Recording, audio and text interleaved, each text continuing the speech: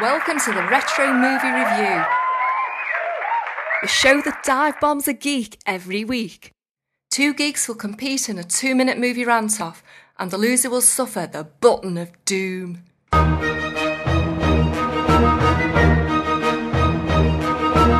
So now it's time to bring out the geeks.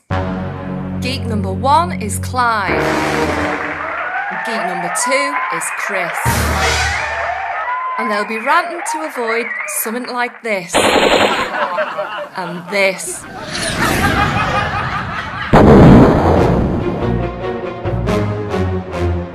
This week our geeks will be having a dogfight over 633 Squadron.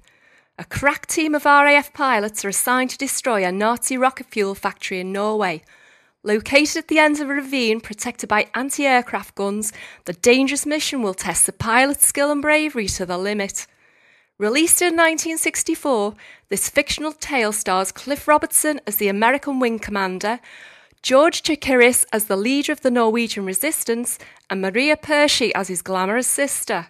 The Great Escape with wings. It opens with a breathtaking pilot's eye view of the clouds, accompanied by one of the greatest film scores of all time.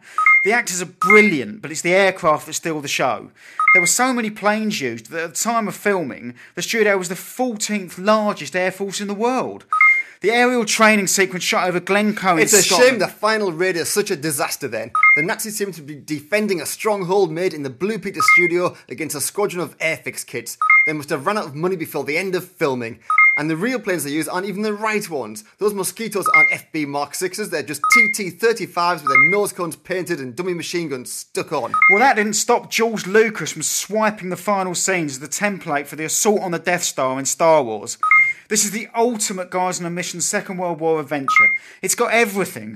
Plucky working class lads facing insurmountable odds, officers with clipped accents and stiff upper lips, a bittersweet wartime romance. It's comparable to Lawrence of Arabia. This film never takes off. The casting is terrible. The swarthy Greek actor George Chakiris is Norwegian and his sister is a pale-skinned blonde-haired Maria Pershy. And, predictably, the squadron leader is a Yank. Cliff Robertson is parachuted into the movie because, well, they couldn't find a British war movie with a British lead actor, could they? And unlike so many war movies, 633 Squadron never shies away from the grim realities of conflict. Men are not neatly dispatched from long range, they're horrifically butchered, with some of the survivors being terribly disfigured.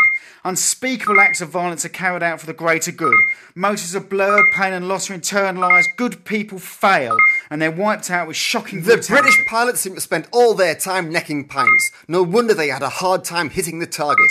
And the Norwegians are the worst resistance fighters ever. And they're fighting Nazis who can't shoot straight from 5 yards. Poor casting, weak acting, awful location work and dreadful effects. I'd rather be fighting a war than watching this one. No.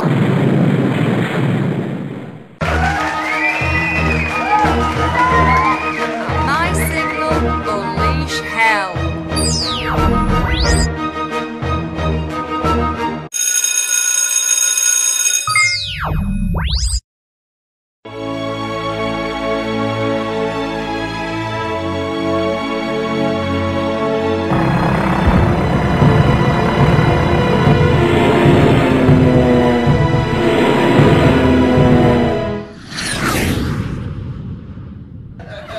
This has been the Retro Movie Review. Thanks for watching. Ta-ra!